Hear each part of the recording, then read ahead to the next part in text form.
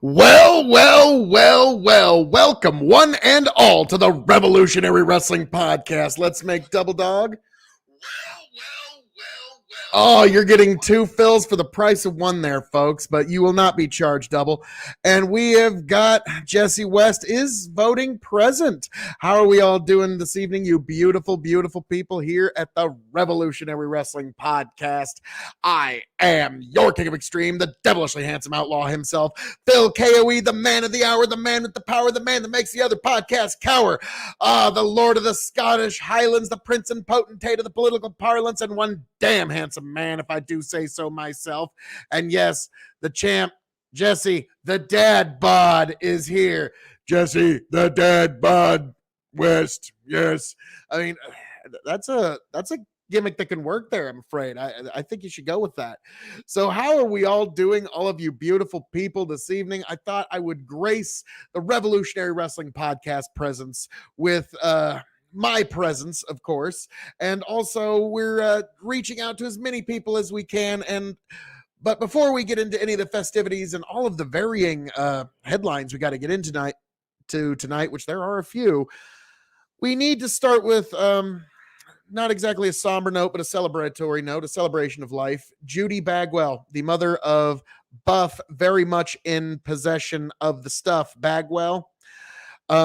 His mother passed away, and she was, as a lot of people know, she was the Judy Bagwell on a pole match. And also, less known, but probably should be known, she was also WCW Tag Team Champion with Rick Steiner. So, yeah. How many of you can say that? Probably not a lot of you. So, hats off. God bless. Your struggles are no more, and we wish you well. God bless you and God rest your soul. And so, yes, Judy Bagwell has passed, and my condolences to Buff Bagwell and the entire Bagwell family. But hey, that is what it is. But a celebration of her life is in order. So, moving on from that somber note, we have another different somber note, but it's something that needs to be talked about, folks.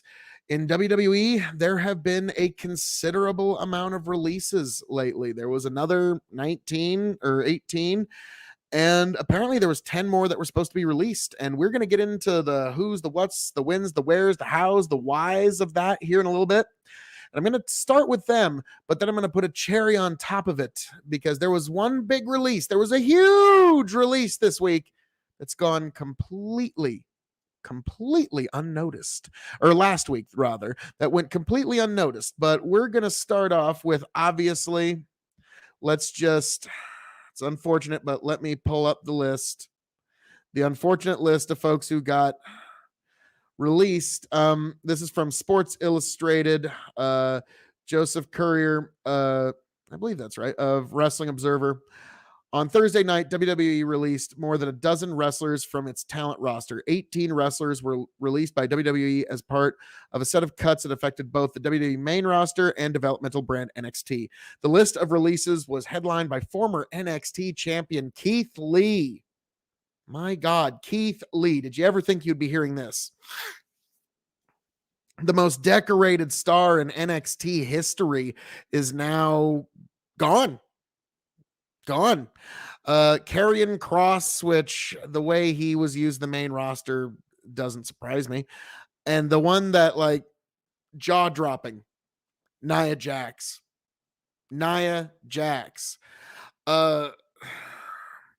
My Lord God, one moment here. I've been told I need to expand to even more platforms, Chicken says. So he says I need to do this on the Facebook account. Well, ask and ye shall receive. Let's see here. Just bam. There we go. And that is how easy StreamYard is, folks. But yes, so there you are. Ask and ye shall receive. Yep. Chicken just sent me, is like, you could still add it on the top right, I think. Yep, there we go. Thanks, Chicken. Yes, help us. Big Buck and Empire on Facebook says, help us grow our community. Send this to a friend, like the page, or send stars to help us continue creating great content. Yes, folks, here at the Revolutionary Wrestling Podcast, where you can get some of the best wrestling content. And also, as you can see, in the down here part, in the little ticker part, we're doing a subscriber drive for all these different great YouTube channels. Of course, KOE Nation on YouTube, Big Buck and Empire on YouTube, Revolutionary Wrestling Podcast, Yanked Up Podcast, Dad's Worldwide, Norwalk IRL, The Dog and Chicken Show, which is Big Buck and Empire's backup YouTube channel, just to name a few, folks. And I know, Alesto, 2 days in a row, but this one's going to be a shorter one than normal because this is a Revolutionary Wrestling Podcast, as you can see, pro wrestling update. So I'm just getting into the wild, weird, wacky world that is professional wrestling. But if you got any questions for me, your King of Extreme, about anything going on, 50 stars for the Philosopher King. Yes, thank you. If you got any questions, please fire them out. I'll be more than happy to answer. But we've got a couple of things we need to get into. So, folks, we were talking about Keith Lee, Karrion Kross, Nia Jax were released. Now, Nia Jax is The Rock's cousin. Did you ever think you'd live to see the day? Like, I figured that alone gave her enough pull, but apparently not. But then we also got Grand Metalik, who he's a legend in Mexico, so he can go back and he will do just amazing. I'm just here to represent. Haven't watched sport. Well, we are talking about sports entertainments, world wrestling entertainment, pro wrestling. Yes, the Revolutionary Wrestling Podcast. So if now, like Alesto, you're one of those folks that strikes me as you've never watched wrestling ever, or you're like, I could tell you everything. I could tell you every single date that Ric Flair wrestled in 1986. There's no middle ground. I can tell. I kid. But all right. So I continue. Lince Dorado, Mia Yim, Eva Marie, Harry Smith, and B-Fab were also released from the main roster, while Frankie Monet, Ember Moon, Scarlett, Oni Lorcan, which I saw live actually one time, Trey Baxter, Jesse Camara, Zadia Ramira, Katrina Cortez, Jeet Rama were released from NXT. And actually, I'm trying to think. Oni Lorcan I've seen live. I think Ember Moon I saw live at Royal Rumble 2020. I could be wrong. Same with Nia Jax. I also saw Keith Lee live against Brock Lesnar at the 2020 Royal Rumble. That whole place came alive. And so that was an experience. You like real wrestling. Me too. I love mixed martial arts. I love wrestling. I got a great appreciation for it, but professional wrestling, like now, Alesto, for somebody that doesn't know about professional wrestling, like a lot of people make the mistake of thinking that pro wrestling is the performance of a series of moves. What it actually is the elicitation of an audience reaction. And once you understand that, then professional wrestling makes a tremendous amount of sense. And when I went to go see the Royal Rumble, there's 60,000 people in the Houston Astro, or I think it was like the Minute Maid Center. It used to be something else, but this huge fucking arena. And when the one moment that they've been building for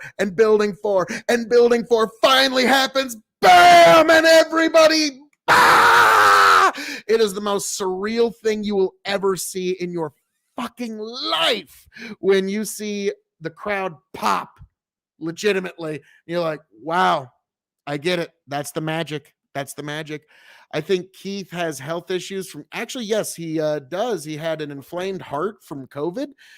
And then he got in with like a 1.5-minute match with Bobby Lashley, and they saw something that we didn't. They said, oh, his heart's not holding up, and they pulled him.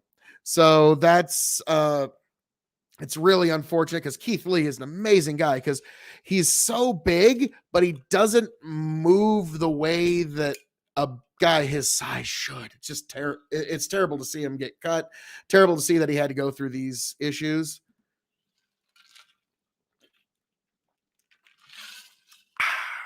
I've got to keep my singing voice in fetch. for the beautiful revolutionary wrestling podcast. There we go. I hope he comes back quick. Heart issues from COVID, or allegedly, are no joke, and it sucks. Yeah, we don't really know what the story is there, and we will in future days, years, weeks, months to come. But yeah, so Keith Lee, he's gone, but it was an amazing time to see, folks, and that's really too bad.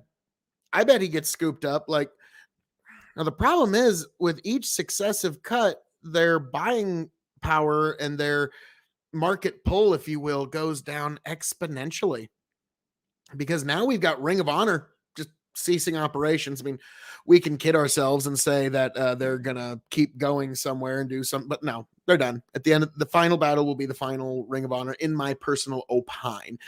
Could be wrong. I've been surprised before, but I think when they said they're selling the tape library, that's pretty much it. That was my sign that they're not going to keep going.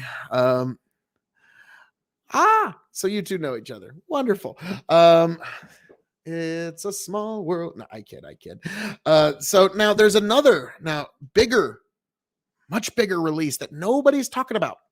And I got it pulled up right here. I'm going to make it bigger just for a little bit so you can see the headline. Big WWE HQ shakeup as Christina Salen replaced as CFO. Vince McMahon comments. CFO, the Chief Financial Officer. And I got a Ring of Honor is going away. Yeah. They are going to cease. They've actually suspended all contracts as of the first of the year 2022. And they're putting this tape library up for sale. They say they're going to try and revamp the company and come back next year. I don't think so. They're going to do Final Battle in December, and I think that will be the final event of Ring of Honor. So this is tremendously unfortunate. Now, the thing is, everybody thinks, well, Vince will buy up the tape library, right? Not necessarily, because there's an event in Ring of Honor's tape library that AEW would want very badly, and that's All In. Yeah. Yeah, they're going to want the tape for All In. So Richie wasn't, well, yeah, there was that. I'll get into that here in a little bit, but regardless, when a company releases their CFO, that means that they've got a different financial plan going forward. And I think this is just another drop in the bucket for the evidence that WWE is going to be going up for sale. And I'm guessing sometime within the next 24 months. They're probably going to go to, I'm saying it's either going to be NBC with Peacock or Disney. Is probably going to be your two likely buyers. And Vince McMahon is only going to sell it if he can get as much money as the UFC sold for or more. If it sold for $4 billion, he wants $5 billion. If you will give him a check for $5 billion, he'll do it. Just as a pure ego play. But all right, let's get into this article. Christina Salen is out as WWE Chief Financial Officer. WWE announced that Frank A. Riddick III has been, that is such a pro wrestling name. Frank A. Riddick III has been named the new Chief Financial Officer and Chief Administrative Officer. He will report directly to WWE Chairman and CEO Vince McMahon. Riddick has served as a member of the WWE Board of Directors for more than 13 years and previously held a role of interim CFO in 2020 after the departure of former WWE co-president Michelle Wilson and George. Okay, so interesting. That was an interesting little parting of ways in and of itself. Salen, who was on the WWE Q3 2021 earnings call just yesterday, joined the company in July 2020, taking over the interim role from Riddick. Vince issued a statement on his confidence in Riddick and also thanked Salen.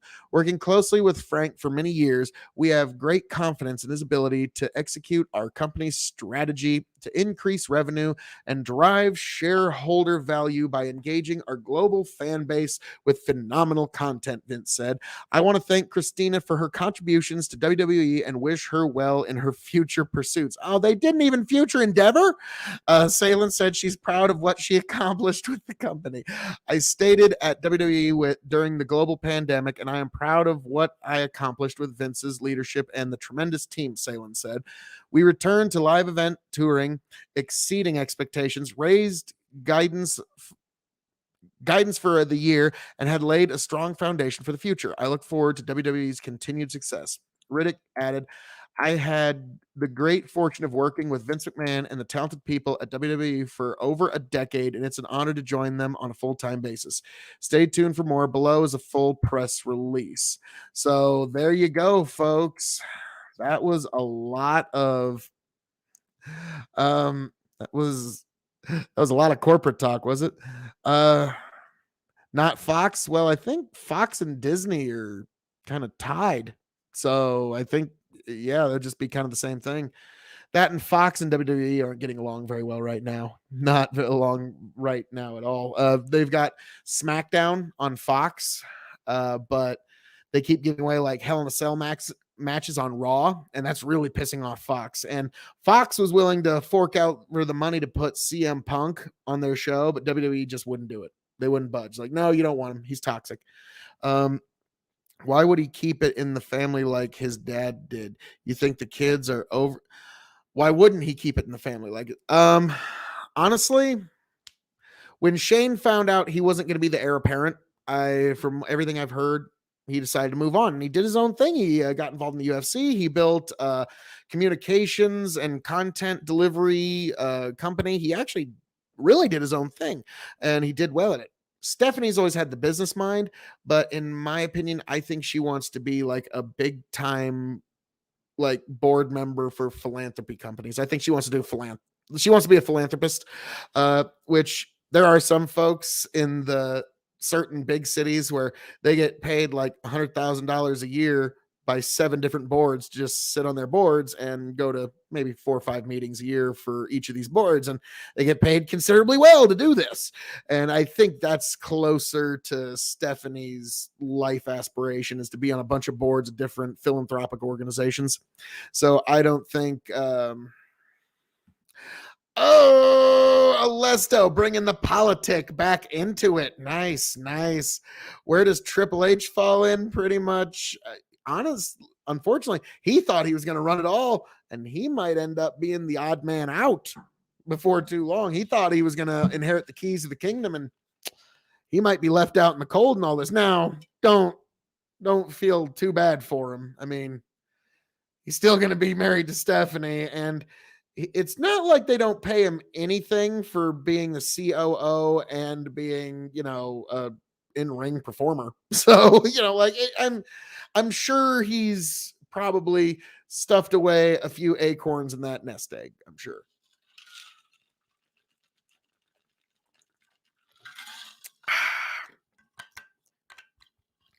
Tonight I'm going crazy. Tea and lemonade. Oh my God. Triple H could be a stay-at-home dad when Stephanie takes over. Yeah, he's made his money, the dreams, he could. I don't think that's within him, but Triple H unfortunately got some very sad news that due to this, they believe it's because of his heart condition. I'm just pure speculation on my part, but he's probably going to have to retire from in-ring competition, which is really, really sad because the guy's always in shape and he could just go. And so they're considering how they're going to do his last match and who they're going to do his last match with.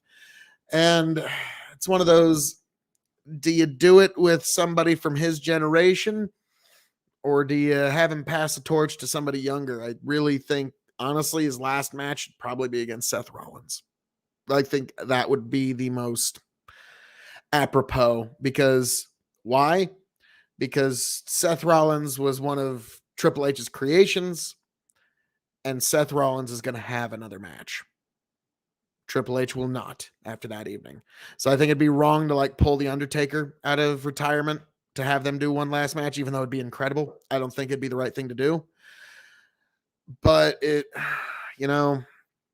I would also mark the fuck out for it. So just wish it would stay with someone that has a vested interest. Yes, now don't get me wrong. If there is a major sale, Triple H will have an extra income coming in because he'll probably be the first person they hire on as a consultant. which is very normal in most companies. When there's a big sale, the people who are running it earlier get a nice big fat consulting fee check, and that would be something Triple H would do.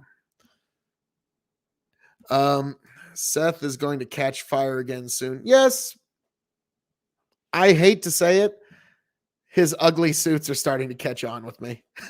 like every time he comes out, he looks at a suit and he's like, okay, how do I make it uglier?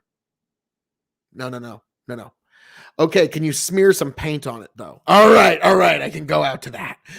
So I kind of appreciate the fact that every week he comes out to a weirder and uglier suit. And to me, I normally try to dress up a little bit. Like here at the mill, I'm just kind of casual. But when I'm usually at Castle KOE broadcasting, that will be full on I'll be the master of sartorial resplendency, really. So that was a nice little soiree and little side chat there because and before I get into one of the last things we want to talk about tonight, there's another retirement other than Triple H, one that kind of hits me right here in the feely feel spot because I'm a ECW mark through and through, and Sabu announced the other day that he is retiring from being in the ring. He said, I got hurt last year. I've only been able to go to the gym a few times, and I just ain't really got it in me no more. And I got to appreciate that. I got to respect that. But Sabu was always one of my favorites. I would like to see him get one last match. And again, now, if he doesn't want to, I get it, because a wrestler's last match, you go out on your back. You lose your last match because the guy you're wrestling, he's at least going to have another match. So you gave back to the business. But yeah, Sabu, he has decided he's hanging up his boots, and he doesn't have anything he needs to prove anymore in this business. Whatever it is, he has fucking been there and done it. You can fucking name it. I mean, he's been to the highest echelons. He's been to every fucking corner of the wrestling world you can imagine, and he's done every fucking crazy thing you can imagine. So God bless him. And if he never steps between the ropes ever again, I say, Sabu, God bless you and enjoy this next chapter of your life. I mean, God bless. So now that we've got some of the retirements out of the way, we've got a little preview of what's coming up this weekend, Saturday, folks. AEW Full Gear. We got a question about AEW. How does AEW fit into the sale? With all the releases, do you think they will overfill their stable? Oh, that's the whole plan at this point, that Vince is just throwing so many people that Tony Khan's budget can't possibly take them all. And this really puts every performer in their place, lets them know any one of you can be replaced. It's not any one of you. It's the machine. People come here to see WWE. They don't come here to see you. They don't come here to see you. They don't come here to see you. They don't come here to see you. They come here to see WWE. They come for the WWE experience. And they're going to keep coming whether you're here or not. And that's something that they've really been driving into their performers' heads for the last year. He'll be yes, Sabu will be missed, sadly. Of course, there's definitely a room. What you're gonna see is MLW and GCW. I think it's Major League Wrestling and Game Changer Wrestling. They're gonna move up a few slots. You'll probably see an angel investor hit one of them, and that will help them move to the next level, because one of those companies needs an angel investor. And if they can get one of them, then they can actually probably find some form of distribution. Probably not your typical television distribution, but some form of distribution. Or do all these fan favorites go to in? The thing is, with all the people that are being released, with Ring of Honor going out of business and everybody that WWE's been, I don't think Impact, AEW, MLW, and GCW really have the budget to capture all of them. So I think you're either going to have the rise of another major promotion, or, and you got some folks that'll go to Japan. but those are usually your bigger names. Like Keith Lee could go to Japan, no problem. He would clean up. He would just, that would be like, strangely enough, he wouldn't think it, but that would be where he makes his money work. Is like he thought WWE was going to be his money work, but no, Japan would be where Keith Lee makes his money work. So we'll see what happens there. That's funny. Is Impact still a thing? Yeah, kind of. Tony G would be pissed because he likes Impact, but to me, it's like, this is my impression of Impact. If you've seen Rudolph the Red-Nosed Reindeer claymation, you'll get it. We are the island of misfit toys. Like, yeah, they're the island of misfit toys, kind of like MLW. That's actually really another joke where you could make, yeah, it's the island of misfit toys. Like just the folks who don't quite. Why am I such a misfit? No, that's fine. That's fine. No, I like the questions. Bring them on, folks. Bring them on. But now let's get into this match card, the what we have confirmed so far for AEW Full Gear this weekend. Tony probably won't be able to make it because I think they're doing his daughter's birthday party that day. So he will be indisposed, but I will do my best to bring you coverage. AEW, they're on TBS and TNT right now. And Ring of Honor is on nothing, which is one of their big problems. MLW and GCW, that's also their big problem. Impact, I don't know what they're on. They're on some, I think, like Destination America or something like that. Like some TV channel I don't have. But all right, back to AEW, folks. AEW Full Gear. We've got Christian Cage and Jurassic Express versus the Super Click. I think we all know which way that one's going, but I'm not going to give it away. Then we've got Darby Allin versus MJF, which is going to be the sleeper match of the night. Lucha Brothers versus FTR for the AEW Tag Team Championships. The Inner Circle versus Men of the Year and American Top Team, which is actually going to be pretty fun to watch. Junior Dos Santos is a lot better than anybody gives him credit for. Bryan Danielson versus Miro. AEW World Championship #1 contender tournament finale. Dr. Britt Baker, DMD champion, versus, and I'm stealing this joke from, I think it's it's either What Culture or Cultaholics, but they're going to take on Ty Conti.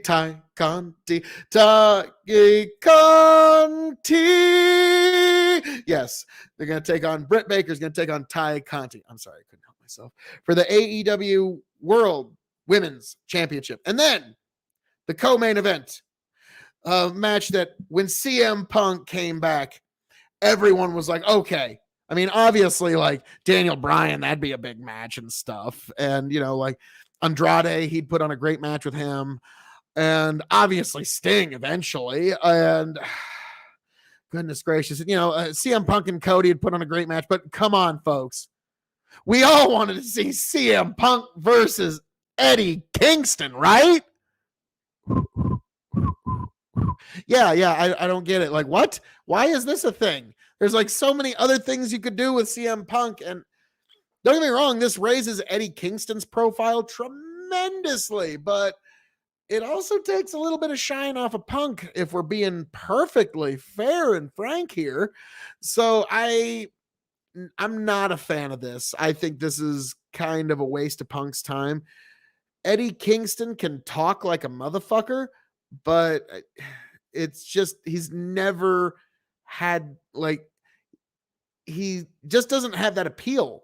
Like, I don't understand why he's as big as he is. To me, it's like, I just guess I just don't get it. I've watched his time in AEW, and I think probably one of the things that has to do with it is his biggest time in there was the bad explosion. You too. Thanks for stopping by, the Buckeye 76. God bless.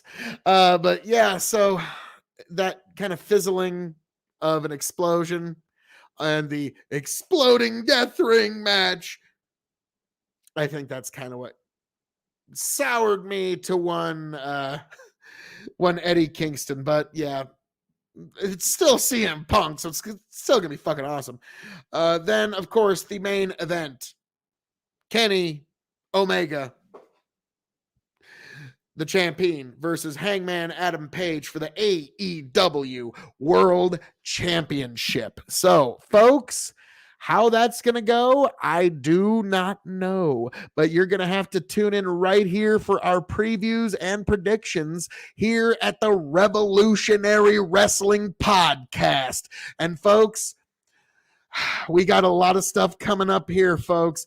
At Big Buck and Empire, we always got Thirsty Thursdays, but Yanked Up Podcast this Wednesday is having his 1-year anniversary show. Yanked Up Podcast on YouTube, the 1-year anniversary show. You got to go check that out, folks. Come on, you know it's the right thing to do. So yeah, this Wednesday, it's going to be 8 o'clock Central Time, Yanked Up Podcast on YouTube. I'm going to be making an appearance just because, you know, good salt of the earth guy. But then also check out Dog and Chicken Show, Big Buck and Empire for our Thirsty Thursday shows. Definitely check them out. Also, be sure to check out Dad's Worldwide, Norwalk IRL. And also, folks, you can also find me, Phil KOE, at KOE Nation on YouTube, KOE Nation on Twitch, KOE Nation now on TikTok. Yes, my kingdom grows and expands by the day. KOE Nation, that's K as in King, O as in, oh my God, you can find KOE Nation on YouTube, TikTok, and Twitch. E as in Extreme. Folks, as I'm known to say around here, all that being said, thank you for joining us for this Revolutionary Wrestling Podcast Wrestling Update Live.